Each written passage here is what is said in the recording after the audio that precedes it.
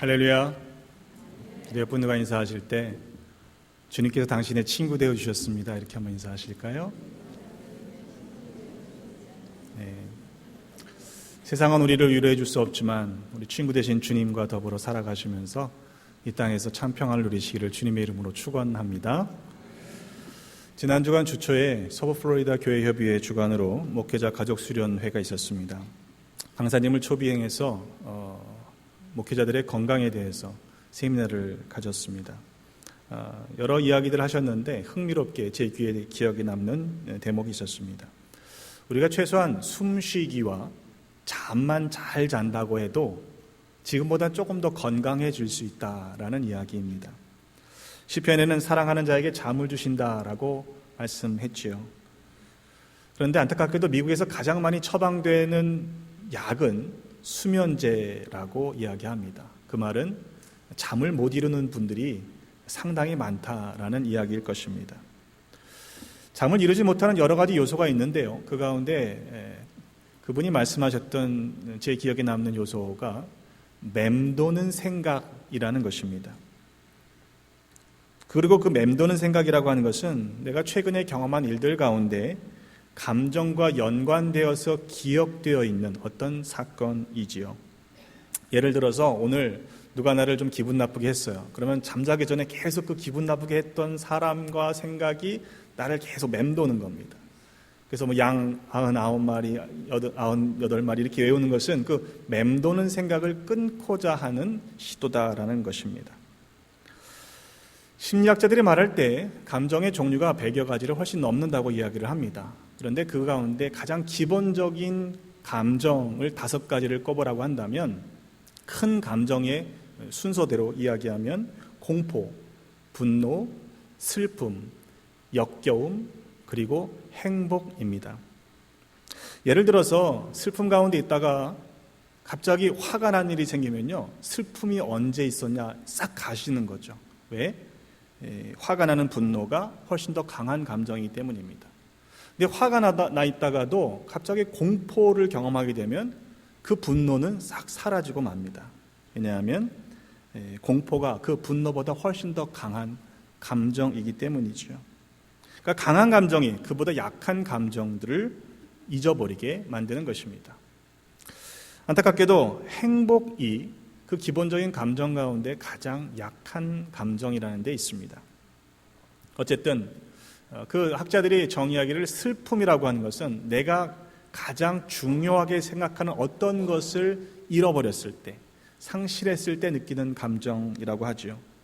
또 분노라고 하는 것은 다양하게 해석할 수 있겠습니다만 내 영역을 침범당했을 때 느껴지는 감정이 분노라고 정의합니다.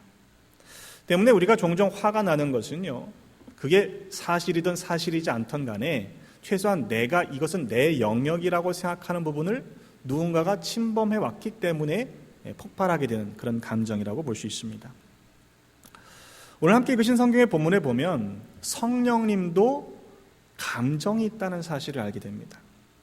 하나님의 성령을 근심하게 하지 말라. 세번역 성경은 하나님의 성령을 슬프게 하지 마십시오 이렇게 번역하고 있습니다. 그렇다면 이 근심이라는 것은 결국 감정과 슬픈 감정과 연관되어 있다라는 이야기입니다. 슬픔이라는 감정을 성령님의 감정과 연관시켜 본다면 결국 성령님께서는 무엇인가를 잃어버렸기 때문에 중요한 것을 잃어버렸을 때 느끼는 슬픔을 지금 느끼실 수 있는 그런 상황인 것이죠. 하나님의 성령께서 근심하시고 슬퍼하시는 이유가 무엇입니까? 공동번역 성경을 오늘 본문을 읽어보면 마지막 날에 여러분을 해방하여 하나님의 백성으로 삼으실 것을 보증해 주신 하나님의 성령을 슬프게 하여 드리지 마십시오 이렇게 번역합니다. 우리 성경에는 인치셨다라고 말씀하고 있고 공동번역은 보증해 주셨다라는 말입니다. 한마디로 우리 용어로 표현하면 코사인을 하신 거예요. 내가 보증한다. 내가 책임져 주겠다. 이런 말씀입니다. 마지막 날까지 하나님의 백성이야 라고 도장을 쾅 찍어 주신 것입니다. 그런데 왜 근심하신다는 말씀입니까? 왜 슬퍼하고 계시는 것일까요? 우리가 하나님의 백성답게 살지 못하기 때문인 것이지요. 분명히 보증해 주셨는데, 코사인을 해 주셨는데 그 신뢰를 깨트려 버렸기 때문입니다. 때문에 바울은 성령을 근심하게 하지 말라라고 말씀하고 있는 것이죠. 이것은 단순히 윤리적으로 도덕적으로 착하게 살아라 그런 차원의 이야기가 아닙니다. 본문 이전에 이어지는 말씀을 보면 바울은 이렇게 말씀합니다. 너희는 유혹의 욕심을 따라 썩어져가는 구습을 따르는 옛사람을 벗어버리고 오직 너희의 심령이 새롭게 되어 하나님을 따라 의와 진리의 거룩함으로 지으심을 받은 새 사람을 입으라 라고 말씀했습니다. 우리가 하나님의 백성으로 인치심을 보증을 받았기 때문에 더 이상은 유혹의 욕심을 따라 살아가는 구습, 그 썩어져가는 구습을 따르는 옛사람을 벗어버려야 한다는 이야기입니다. 하나님의 백성이라 라고 확증해 주셨기 때문에 우리의 심령이 새롭게 되어 하나님을 따라 의와 진리와 거룩함으로 지으심을 받은 새 사람으로 살아가야 한다. 이 말씀인 것이죠. 공동번역 성경을 보면 하나님의 형상대로 창조된 새 사람으로 갈아입어야 합니다. 새 사람은 올바르고 거룩한 진리의 생활을 하는 사람입니다. 이렇게 바꾸어서 번역합니다. 그렇다면 우리에게 기대하시는 바 이 새 사람의 모습은 과연 어떠한 것일까요? 오늘 본문 속에서 찾아볼 것은 먼저 거짓을 버리고 각각 그 이웃과 더불어 참된 것을 말하는 삶입니다. 한마디로 거짓말하지 말고 진실만을 말하라 라는 이야기이죠. 때로 우리는 종종 하얀 거짓말을 할 때도 있습니다. 의도 자체가 나쁜 것은 아니죠. 그러나 하얀 거짓말도 실은 거짓말입니다. 또 사실을 말하는 것과 진실을 말하는 것은 전혀 다른 차원의 일이라는 사실을 알아야 합니다. 우리가 진실을 말할 때조차도 실은 다른 사람들을 배려하는 태도와 마음이 필요합니다. 그렇게 이웃과 더불어 참된 것을 말해야 하는 이유를 말씀하기를 우리가 서로 지체가 되었기 때문이라고 말씀합니다. 그리스도 안에서 한 몸을 이룬 우리가 서로 거짓말을 해서야 되겠느냐 이 말이지요. 왼손이 하는 일을 오른손에게 거짓말했어야 되겠느냐 이 말씀입니다. 이렇게 말씀드리면 마태복음의 말씀 오른손이 하는 일을 왼손이 모르게 하라라는 말씀과 혼동하실 수 있는데 그 뜻이 아닙니다. 한 몸의 지체들끼리 어떻게 서로 거짓말할 수 있겠느냐 오늘 말씀은 그런 뜻이죠. 저는 관용어들 어구 가운데 솔직히 말하면 이라는 어구를 쓰지 않습니다. 왜냐하면 그 말은 내가 솔직히 말하면 이라는 말 외에는 다 솔직하지 않다는 이야기가 되기 때문이죠. 저는 투명하게 일을 합니다 라는 말도 쓰지 않습니다. 왜냐하면 투명하기라는 것은 가장 기본적인 차원의 일이기 때문입니다. 다른 분들이 제게 거짓말을 해도요, 저는 그분이 저에게 거짓말을 한다라고 생각하지 않습니다. 실제로 거짓말일지라도 그렇게 그 말을 부정적으로 판단하지 않습니다. 그래서 저는 아시지만 농담을 잘 못합니다. 농담하셔도 진짜로 믿기 때문에 농담을 잘 하지 않습니다. 물론 솔직한다고 한다는 것이 모든 것을 다 말해야 한다는 뜻은 결코 아닙니다. 그러나 거짓말을 해서는 안 되는 것이지요. 우리 모두가 서로 지체라는 사실을 잊지 마시기를 간절히 바랍니다. 몸의 한 지체가 아프면요, 온몸이 아프게 되어 있습니다. 만일 한 지체가 당하는 고통, 고난을 보고도 우리가 아프지 않다면 둘 중에 하나는 실은 그 몸의 일부가 아닐 가능성이 있습니다. 사탄은요, 우리로 하여금 속게 만드는 그럴듯한 거짓을 만들어내는 존재입니다. 진실은 언젠가는 드러나게 되어 있습니다. 또한 거짓을 말하는 것은 자신에게 해가 되는 일입니다. 때문에 참된 것만 말하시는 우리 모두가 되시기를 주님의 이름으로 부탁을 드립니다. 그런데 거짓말의 심각성은요, 그것이 단지 말의 문제로만 끝나지 않는다는 데 있습니다. 잠언 19장 9절의 말씀에 보면 거짓 증인은 벌을 면하지 못할 것이요 거짓말을 뱉는 자들은 망할 것이니라 라고 말씀했습니다. 또 시편 101편 7절의 말씀에 보면 거짓을 행하는 자는 내 집 안에 거주하지 못하며 거짓말하는 자는 내 목전에 서지 못하리로다 이렇게 말씀하고 있어요. 왜입니까? 이 거짓이라고 하는 것을 하나님께서는 미워하시기 때문입니다.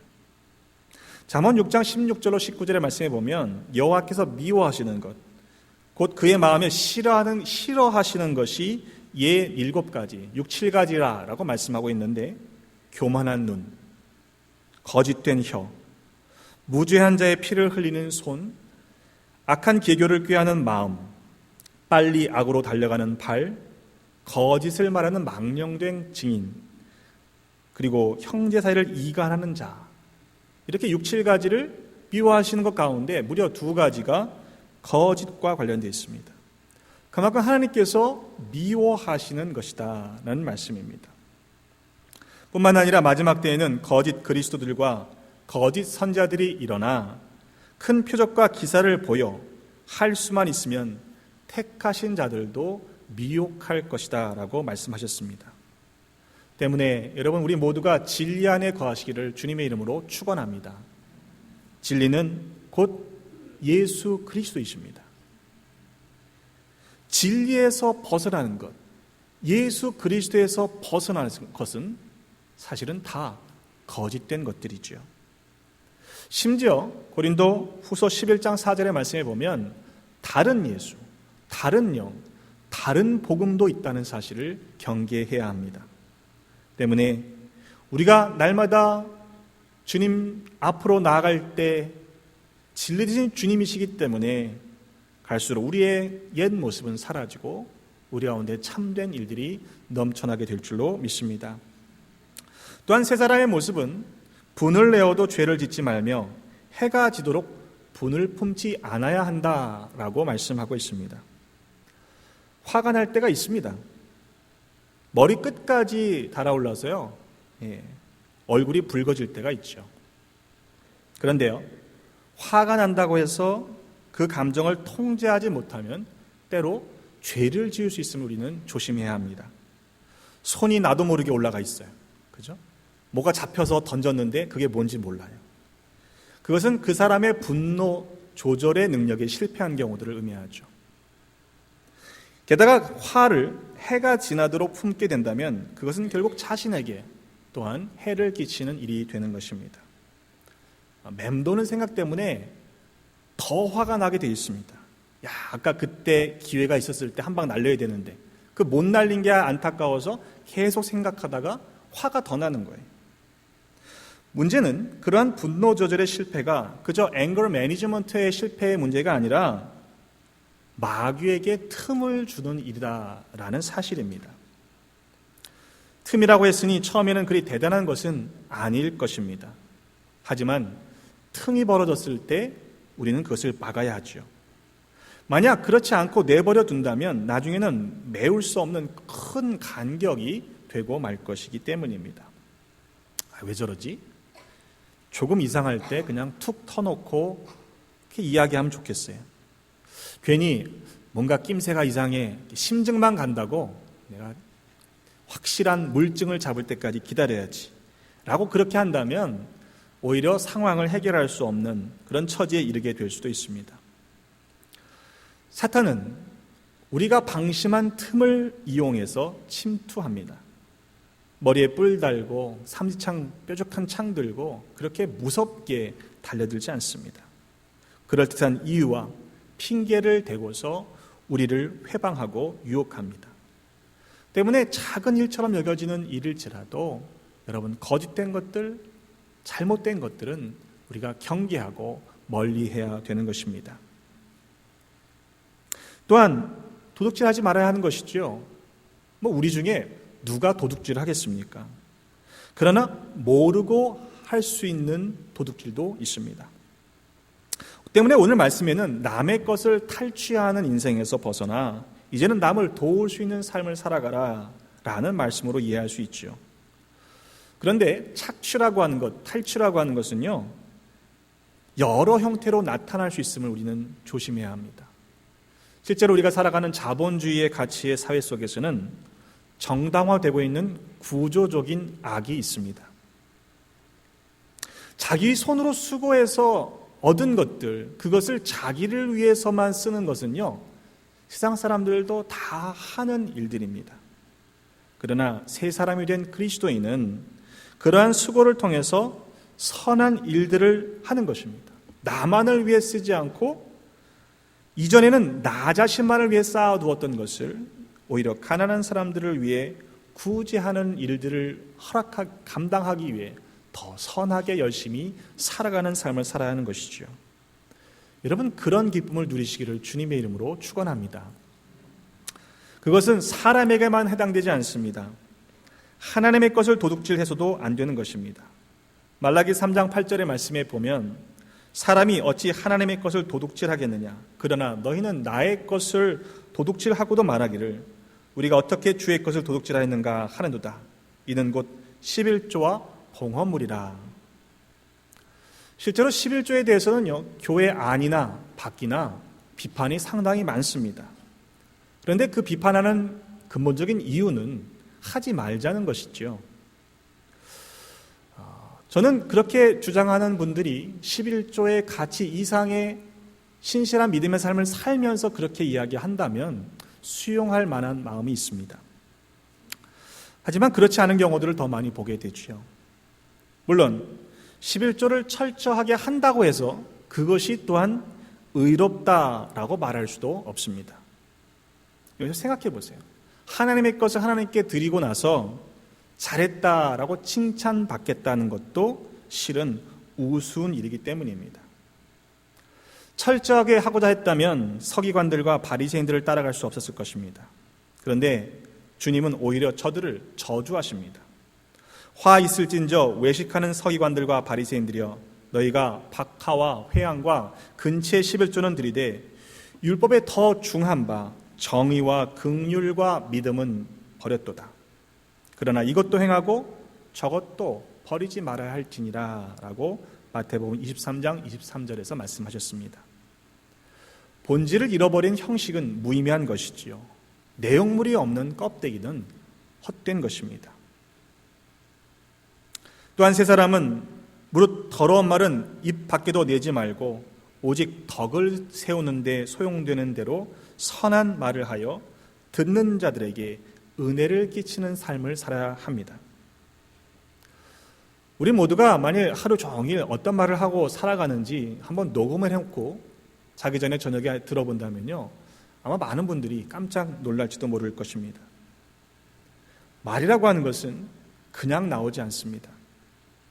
그 사람의 생각이 담겨있기 때문입니다. 또 그 말은 한 번, 두 번 연습한다고 해서 나오지 않습니다. 평소에 무한히 반복해서 썼던 자주 쓰는 말을 하게 되어 있습니다. 교양이 있는 척하는 것과 실제로 교양이 흘러 넘치는 것은 또 다른 차원의 일이죠. 음담패설을 하면서 낄낄대며 좋아하는 것은 그런 수준의 사람들이나 하는 일들입니다. 또 아무리 욕이 구수하다 해도요, 욕을 하는 것은, 욕이 자연스러운 것은 그런 수준의 삶을 살아가는 사람들에게만 적합한 것이지요. 문제는 그런 수준의 삶으로 끝나지 않는다는 사실입니다. 예수님께서 말씀하셨죠. 마태복음 5장 22절의 말씀에 보면 나는 너에게 이르노니 형제에게 노하는 자마다 심판을 받게 되고 형제를 대하여 나가라 하는 자는 공회에 잡혀가게 되고 미련한 놈이라 하는 자는 지옥불에 들어가게 되리라. 그것은 단지 욕으로 끝나지 않고 심판을 받게 되는 일에 해당한다라는 그런 말씀입니다. 단지 우리가 교양이 있느냐 아니면 품위 있게 살아가느냐 그런 차원의 일이 아닙니다. 우리가 윤리적으로 도덕적으로 깨끗하게 살아가느냐 그런 일도 아닙니다. 이미 우리가 성령 안에서 인치심을 받았다. 구원의 날까지 인치심을 받았기 때문에 받은 사람답게 살아가야 하는 것이죠. 성령께서 구원의 보증을 해주셨는데 혹 우리 가운데 자꾸 옛사람의 모습이 튀어나온다고 한다면 성령께서 근심하실 수밖에 없는 것입니다. 또한 너희는 모든 악독과 노함과 분냄과 떠드는 것과 비방하는 것을 모든 악의와 함께 버리라 라고 말씀했습니다. 악독과 노함과 분냄 그리고 떠드는 것과 비방하는 것을 같은 일로 여기고 있습니다. 문제는 그 안에 악의가 숨어 있다는 것이죠. 여러분, 그러한 일들은 사단이 쓰는 도구입니다. 결코 사단이 쓰는 도구에 휘말리지 마시기를 간절히 바랍니다. 서로에게 덕이 되지 않는 일이라면, 또 그것이 은혜를 끼치는 말이 아니라면 차라리 하지 않는 것이 더 낫습니다. 저부터도 더 조심해야 될 것입니다. 우리 모두가 정말로 은혜를 끼치고 덕을 세우는 데 소용이 되는 그런 말들을 감당하시기를 간절히 부탁을 드립니다. 마지막으로 서로 친절하게 하며 불쌍히 여기며 서로 용서하기를 하나님이 그리스도 안에서 너희를 용서하심과 같이 하라라고 말씀했습니다. 지난 일들 한번 돌이켜보세요. 우리가 열을 내며 막 싸우던 일들도요, 심지어는 이런저런 곳에서 들려오는 소문 가운데 교회가 갈라졌던 일들의 이유들을 생각해 보면요, 그게 정말로 그럴 만한 일들이었는가 싶은 일들이, 이유들이 대부분입니다. 결국 그러한 사소한 것들이, 불필요한 것들이 다툼의 원인이 되고 결국 사단의 도구가 되어 하나님의 몸된 교회를, 공동체를, 그리스도의 몸을 찢어놓는, 분열시키는 이유가 되고 있는 것이지요. 결코 그런 일들에 휘말리지 마시기를 간절히 바랍니다. 그저 성령을 근심하게 하지 마는 그런 방식이 아니라 이제는 좀 더 적극적으로, 긍정적으로 하나님을 기쁘시게 해드리는 그런 믿음의 삶을 선택하고 살아가시기를 주님의 이름으로 부탁을 드립니다. 히브리서 11장 6절에 말씀합니다. 믿음이 없이는 하나님을 기쁘시게 하지 못한다라고 말씀했습니다. 여러분, 이번 한 주간 어떻게 살아가시겠습니까? 또 우리의 남은 인생을 어떻게 살아가시겠습니까? 하나님의 성령을 슬프게 하는 삶이 아니라 오히려 하나님을 기쁘시게 해드리는 믿음의 선택을 하시기를 주님의 이름으로 부탁을 드립니다. 우리가 그렇게 날마다 선택하고 결단하고 하나님을 기쁘시게 되는 일을 우리가 따라 살아갈 때에 거짓된 세상의 것들에 미혹되지 않을 것이고, 진리신 주님 앞에 한 걸음 한 걸음 나아갈 때마다 덕을 세우고 은혜를 끼치는 아름다운 고백들이 우리 가운데 넘쳐나게 될 줄로 믿습니다. 그런 믿음의 삶을 살아가시는 우리 모두가 되시기를 주님의 이름으로 축원합니다. 기도하겠습니다. 하나님, 우리에게 구원의 인치심을 허락하셨으니 감사드립니다. 그러나 때로 믿음으로 살아가지 못해서 성령님을 근심하게 했던 때가 있었음을 고백하며 회개하며 주님 앞에 용서를 구합니다. 이후로는 오직 믿음으로 말미암아 하나님을 기쁘시게 드리는 거룩한 삶을 날마다 살아가는 모두가 되게 하여 주시옵소서. 예수 그리스도의 이름으로 기도드립니다.